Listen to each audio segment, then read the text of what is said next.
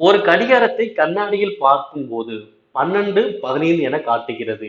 இதில் கடிகாரத்தின் சரியான நேரம் எவ்வளவு?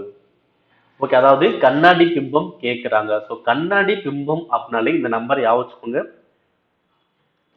கண்ணாடி பிம்பம் எந்த நம்பர் பார்த்தீங்கன்னா 11:60.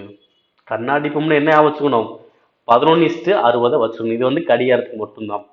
எவ்வளோ? 11:60 ஞாபகம் வச்சுக்கோங்க. இதே நீர் பிம்பம் அப்படின்னா 18:30 ஞாபகம் வச்சுக்கோங்க. நீர் பிம்பம்னா 18:30, கண்ணாடி பிம்பம்னா 11:60. ஓகேங்களா?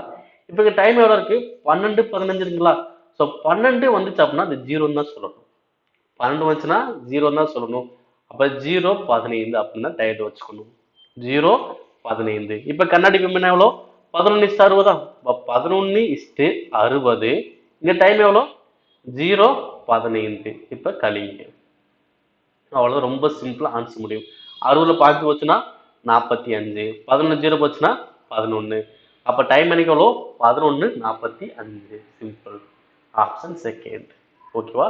சரி, எந்த டைம் வந்தாலும் மாற்ற போறது இல்லை. 12 வந்தா மட்டும் 0ன்னு போடணும். 12 வந்தா என்ன பண்ணும்? 0ன்னு போட்டுக்கணும், அவ்வளவுதான். அப்போ 11:60 இருந்து 0:15 கழிக்கிறோம். கழிச்சல் வரும் 11:45.